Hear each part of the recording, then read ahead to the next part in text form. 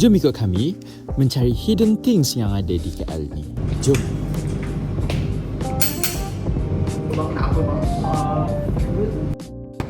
Korang tak tahu nak pergi mana dekat KL ni? Jom kita orang bawa korang pergi 3 tempat menarik yang ada dekat KL ni.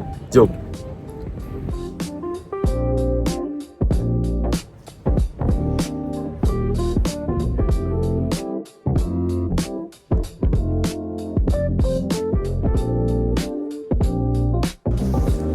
Mesti korang tak tahu kan nak buat apa dekat My Town ni?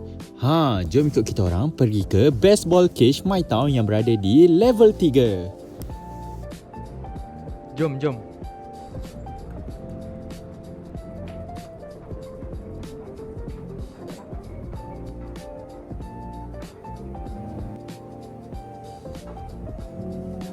Korang, di sini juga ada pelbagai permainan iaitu seperti football table, basketball, punch machine, snooker dan tarikan utamanya iaitu baseball yang ramai orang nak pergi.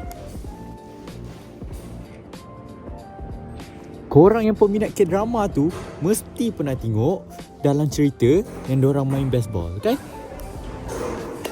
So, dekat sinilah yang korang boleh feeling-feeling macam kat dalam K-drama.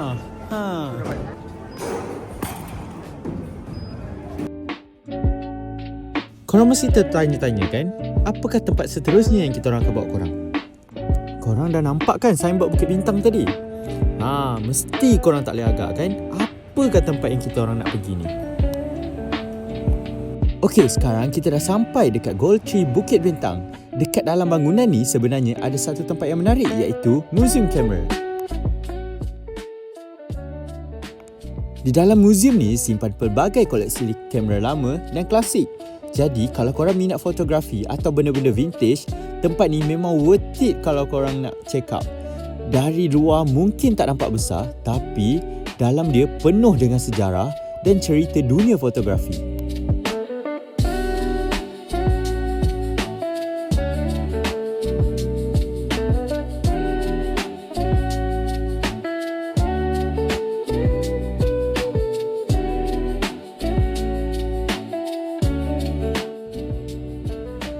Korang nak tahu fun fact tak? Ada kamera lama yang tak perlukan bateri langsung pun. Semua fungsi dia guna sistem mekanikal je. Dekat sini juga menyediakan port OOTD yang sangat menarik.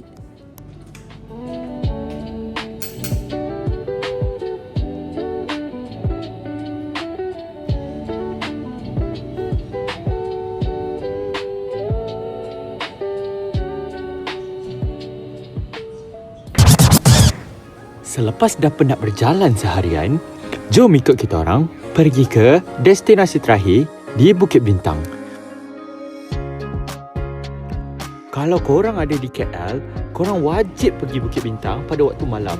Di sini mempunyai suasana yang sangat meriah dan sangat best, di mana dia mempunyai busking di malam hari, dia mempunyai lampu-lampu yang cantik dan suasana yang meriah. Tahu-tahu je kita dah sampai di destinasi terakhir kita, iaitu Mi Tarik Muslim di Bukit Bintang. Di sini ada pelbagai menu yang menarik.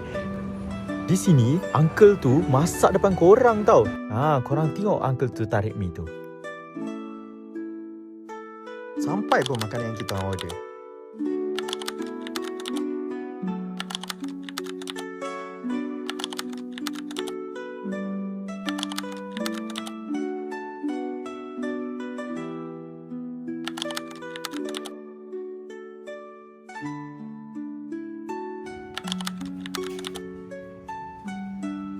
Kalau korang makan mi tarik ni, korang wajib letak cili oil tau.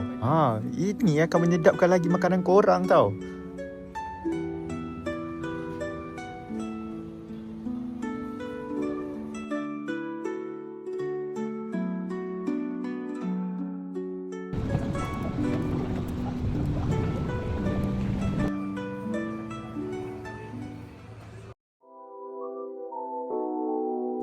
Kita sudah tiba di penghujung rancangan.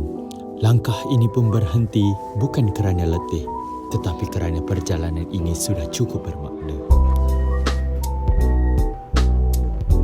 See you guys on the next video.